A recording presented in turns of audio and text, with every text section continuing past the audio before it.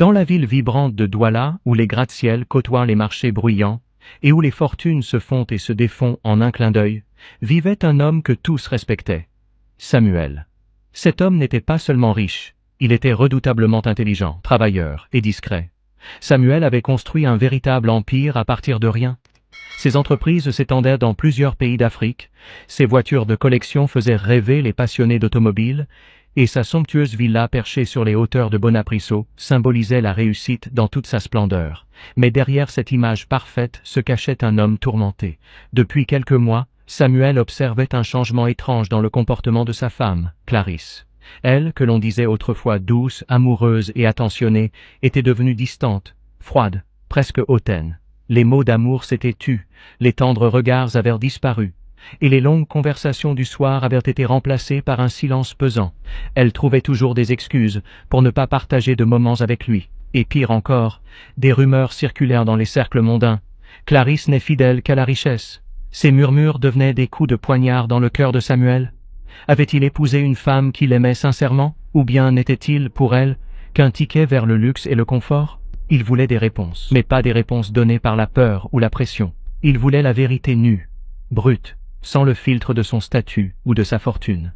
Et c'est alors qu'il prit une décision insensée, que peu d'hommes puissants oseraient prendre. Il décida de se faire passer pour un simple chauffeur, afin d'observer Clarisse dans son quotidien, loin du regard d'épouse, et voir ce qu'elle pensait vraiment de lui, sans savoir qu'elle l'avait en face. Avec l'aide de son chef de sécurité et de quelques collaborateurs de confiance, Samuel mit en place un plan méticuleux. Il créa une fausse société de transport haut de gamme, acheta un uniforme sobre et discret, se fit appeler Monsieur Modou, et prépara une fausse identité complète. Chauffeur de 49 ans, veuf, discret, sans histoire. Il demanda à son majordome, Jacques, de jouer le jeu. Jacques annonça à Clarisse que leur chauffeur habituel était tombé malade, et qu'un nouveau remplaçant viendrait désormais la conduire à ses rendez-vous. Clarisse n'y vit aucun inconvénient. Pour elle, un chauffeur était un simple exécutant. Le premier jour, Samuel se regarda dans le miroir. Il ne reconnaissait presque plus son reflet. Une casquette sombre, une chemise de coton froissée, un pantalon légèrement usé, et des lunettes au verre légèrement teintées. Fini les montres de luxe, les parfums hors de prix et les chaussures italiennes. Il n'était plus Samuel, le magnate. Il était devenu Monsieur Modou, un homme invisible aux yeux de la société. Son cœur battait la chamade. Et si ce qu'il allait découvrir était pire que ce qu'il craignait? Ce matin-là, Clarisse sortit de la villa, plus élégante que jamais. Elle portait une robe blanche, des talons fins, et tenait dans sa main un sac de luxe que Samuel lui avait offert l'année précédente. Mais elle ne lui adressa pas un regard. « Chauffeur, on part maintenant !» Le ton était sec, presque méprisant. Samuel, derrière ses lunettes, sentit un pincement au cœur. Ce ton, il ne l'avait jamais entendu dans la bouche de Clarisse. Était-ce ainsi qu'elle traitait ceux qu'elle considérait comme inférieurs? Avait-elle toujours été ainsi, ou bien s'était-elle transformée au fil des années? Il démarra la voiture en silence, regardant Clarisse dans le rétroviseur. Elle pianotait sur son téléphone, totalement indifférente à sa présence. Aucun bonjour, aucun sourire, comme s'il était un meuble. Samuel se rappela alors de leur début. Les trajets en voiture où elle posait tendrement sa main sur la sienne. Les rires partagés, les regards complices. Où était passée cette femme? Était-elle encore là quelque part, cachée sous cette armure glaciale, ou bien avait-elle disparu pour toujours? Chaque jour, Samuel joua son rôle de chauffeur à la perfection. Il ouvrait les portières, patientait en silence, saluait poliment, et notait tout ce qu'il voyait. Clarisse, elle, ne faisait aucun effort pour cacher qui elle était vraiment quand elle pensait n'être observée que par un simple employé. Elle parlait souvent au téléphone, très fort. Elle riait avec ses amis, se moquait des autres, critiquait les femmes plus modestes qu'elle, et parfois, elle parlait de Samuel. « Mon mari? Il est tout le temps en déplacement, même quand il est là c'est comme s'il était absent. Il est devenu ennuyeux. Toujours à parler de contrats, d'investissements, il ne me fait même plus rêver. » Ces mots résonnaient comme des gifles pour Samuel. Il serrait le volant, tentait de respirer profondément, mais sa gorge se nouait. Il voulait comprendre jusqu'au bout. Il devait savoir qui était la femme qu'il avait aimée et épousée. Chaque conversation, chaque attitude de Clarisse ajoutait une pierre au mur qui se dressait entre eux. Elle commandait des cafés hors de prix sans dire merci. Elle donnait des ordres comme à un domestique. Elle parlait à tout le monde avec un air de supériorité insupportable. Mais ce qui inquiéta le plus Samuel, ce fut l'apparition d'un nom dans ses conversations. Un nom qu'il connaissait très bien, Yann. Yann était l'un de ses associés les plus proches. Un homme séduisant, charmeur et connu pour son goût prononcé pour les femmes mariées.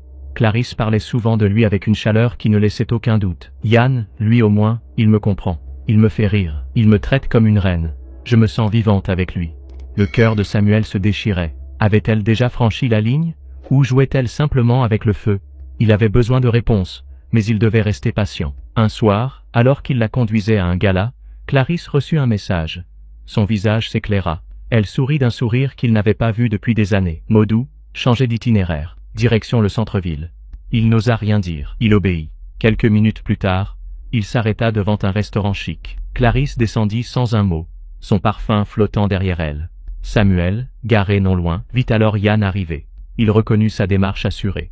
Son costume élégant. Ils se saluèrent, s'enlacèrent brièvement, puis entrèrent ensemble dans l'établissement. Samuel resta là, seul dans la voiture, le regard vide, le cœur brisé. Il repensa à tous les moments qu'il avait partagés avec Clarisse. Les voyages à Zanzibar, les anniversaires, les fous rires, les larmes, les nuits où elle s'endormait dans ses bras en lui jurant qu'il était son unique amour. Tout cela, était-ce une illusion? Quand Clarisse revint, 1 heure plus tard, elle semblait légère, presque joyeuse. Elle ne dit rien. Mais Samuel sentit que quelque chose en elle avait changé. Un parfum différent, un sourire étrange. Il démarra en silence. Mais cette nuit-là, en rentrant chez lui, Samuel comprit que rien ne serait plus jamais comme avant. Il avait voulu tester l'amour de sa femme. Ce qu'il découvrit allait bien au-delà de la trahison. Le plan de Samuel avançait, mais son cœur, lui, se fissurait un peu plus chaque jour. Devenu Modou, le chauffeur invisible, il continuait à conduire Clarisse dans les rues animées de Douala. Elle, toujours perchée sur ses talons hauts, engluée dans ses parfums de luxe et ses certitudes, ne voyait en lui qu'un homme sans importance. Un exécutant, un fantôme derrière un volant.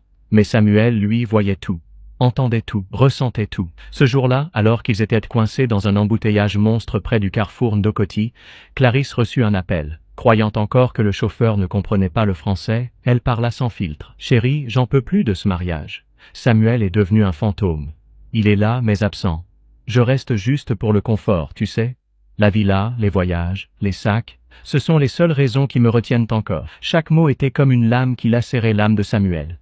Il sentait ses doigts trembler sur le volant. Il avait tout donné à cette femme, son temps, son énergie, ses rêves. Il s'était battu contre vents et marées pour lui offrir une vie qu'elle n'aurait même pas pu imaginer. Et voilà ce qu'il représentait pour elle. Un portefeuille sur pattes, une maison de luxe avec chauffeur. Mais ce n'était pas tout. Et ce chauffeur-là, Bernard, Modou ou je sais pas quoi, il a quelque chose, tu vois.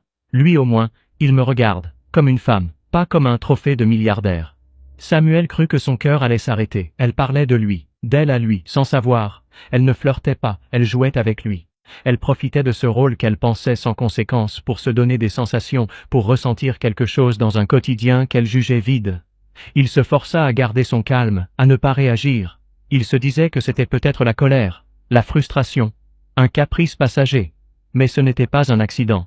Ce fut la première fois qu'elle évoqua clairement Yann, son associé, dans une conversation intime. Avec Yann, c'est différent. Il me fait vibrer. Il m'écoute. Il me fait rire. Pas comme Samuel avec ses histoires de chiffres et d'investissement. Avec lui, je me sens libre. Ces mots résonnaient en boucle dans la tête de Samuel. Elle se sentait libre avec un autre homme. Et elle parlait de son mari, comme s'il était un poids, une routine, une punition. Le soir même, Samuel s'enferma dans son bureau. Il n'alluma même pas la lumière. Il resta là, assis, dans l'obscurité, pendant des heures, incapable de pleurer, incapable de penser. Il se sentait trahi, humilié, mais surtout, perdu. Il ne reconnaissait plus la femme qu'il avait aimée. Clarisse n'était plus cette jeune femme vive et amoureuse qu'il avait rencontrée 8 ans plus tôt dans un petit restaurant de Bonanjo.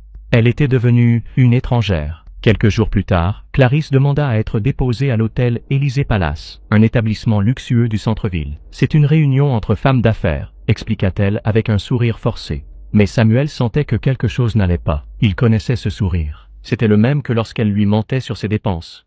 Le même qu'elle utilisait pour dissimuler son agacement. Il la déposa devant l'hôtel, puis se gara à quelques mètres, bien caché derrière les rideaux fumés de sa voiture.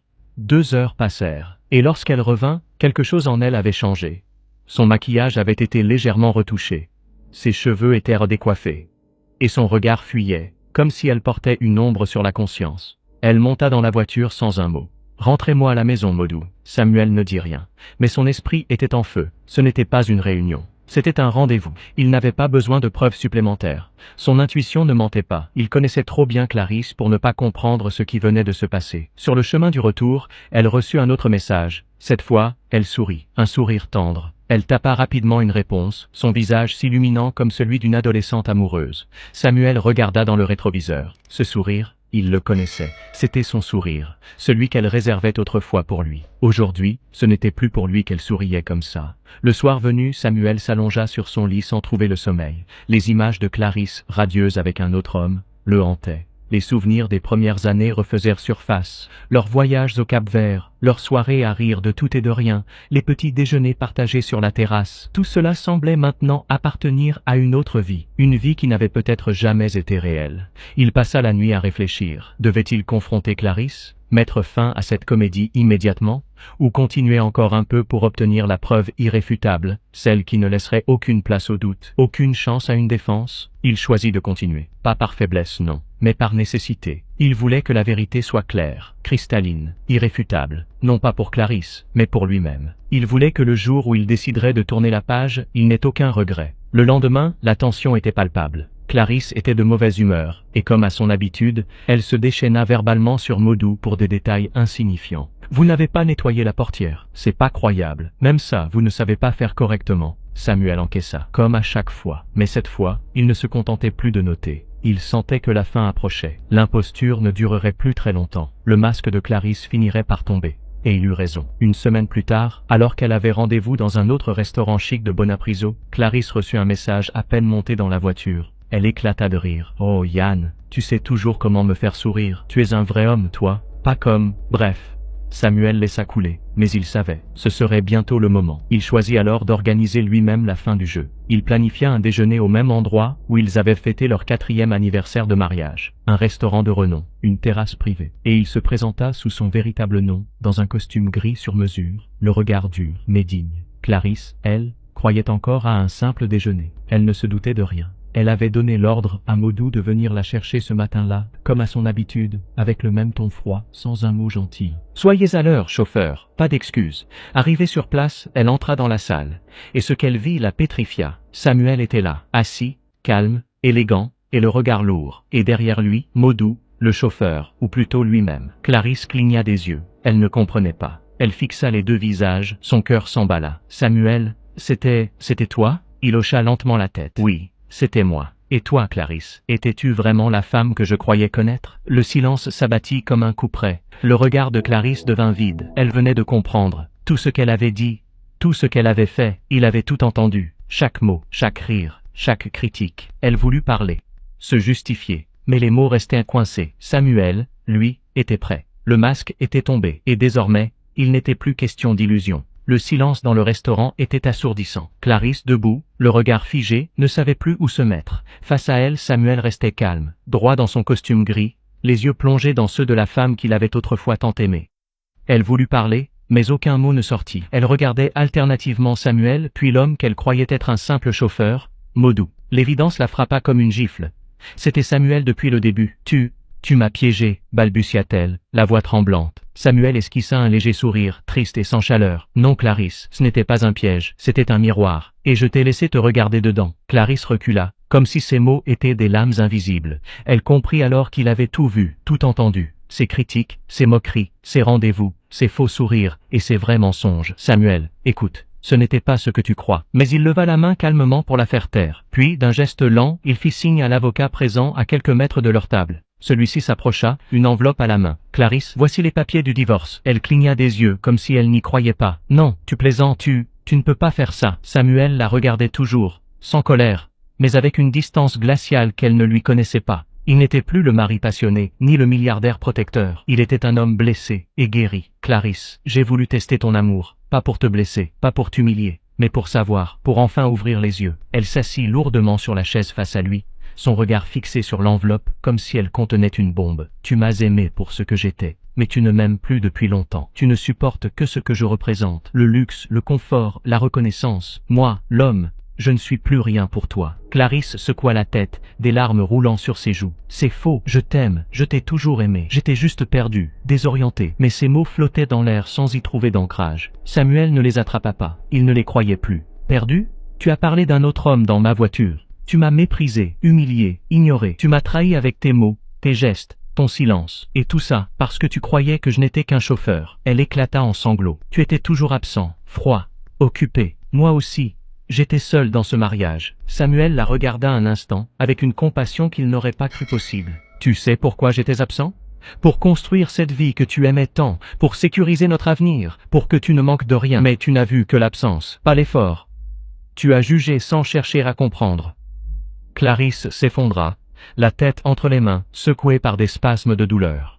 Elle pleurait tout ce qu'elle avait perdu, mais surtout, ce qu'elle ne retrouverait plus jamais. L'avocat posa doucement l'enveloppe devant elle. « Madame, je vous invite à lire les documents. Les termes sont équitables. » Mais Clarisse n'avait pas la force d'ouvrir l'enveloppe. Elle savait déjà ce qu'elle contenait. Une fin, un vide, le début d'une chute. « Samuel, je peux changer, je te le jure. Donne-moi une chance, une dernière. » Il se leva doucement, boutonna sa veste, et la regarda une dernière fois dans les yeux. « Je t'ai aimé de toutes mes forces, Clarisse. Mais aujourd'hui, je m'aime assez pour ne plus accepter d'être trahi. » Il se tourna et marcha vers la sortie. « Samuel !» Samuel attend. Elle courut après lui, sans se soucier des regards autour. Elle l'attrapa par le bras. Il s'arrêta, lentement. « Tu peux pas me quitter comme ça, après tout ce qu'on a vécu, après toutes ces années. » Il la fixa, et d'une voix douce mais ferme, il dit, « Ce n'est pas moi qui t'ai quitté, Clarisse. C'est toi, il y a longtemps. Le jour où tu as cessé de me voir, le jour où tu as commencé à me mépriser. » Il retira doucement son bras de sa main tremblante, et s'en alla, laissant Clarisse debout, seule, dans un restaurant qui avait autrefois abrité leur bonheur. Les mois qui suivirent furent une descente aux enfers pour Clarisse. Privée de la richesse de Samuel, elle réalisa à quel point elle s'était construite autour de ce confort. Les sacs de marque, les bijoux, les soirées mondaines, tout cela disparut aussi vite qu'elle les avait obtenus. Ses amis cessèrent de l'inviter, les appels devinrent silencieux. Même Yann, l'associé pour qui elle croyait vibrer, lui tourna le dos dès qu'elle perdit son statut. « J'ai pas besoin de complications. Désolé. » Clarisse fut obligée de vendre ses biens, un à un. Les robes luxueuses, les montres, même les souvenirs de son mariage. Elle loua un petit studio dans un quartier modeste de Douala, loin des villas aux portails automatiques. Elle marchait désormais à pied. Les regards qu'on lui lançait n'étaient plus admiratifs, mais pleins de jugement. Elle entendait les chuchotements dans les marchés. Les murmures, c'est elle, Clarisse, la femme du milliardaire, celle qui a tout perdu. Elle essayait parfois d'écrire à Samuel des lettres, des messages, mais il ne répondit jamais. Pas par haine, mais parce qu'il avait tourné la page, définitivement. Samuel, lui, avançait. La douleur ne s'était pas évaporée, mais elle s'était transformée en leçon. Il avait appris, sur les gens, sur lui-même, sur ce qu'est vraiment l'amour. Il se concentra sur ses entreprises. Il voyagea. Il rencontra des gens sincères. Il redécouvrit les plaisirs simples de la vie, une conversation vraie, un rire spontané, une paix intérieure. 1 an après le divorce, il fut invité à une conférence sur les relations humaines et la richesse. Sur scène, face à une salle comble, il raconta son histoire, sans citer de nom, juste avec la vérité. L'argent peut acheter des choses, mais il ne peut pas acheter l'amour, ni la loyauté, ni le respect. Il raconta comment, déguisé en chauffeur, il avait découvert le vrai visage de la femme qu'il aimait.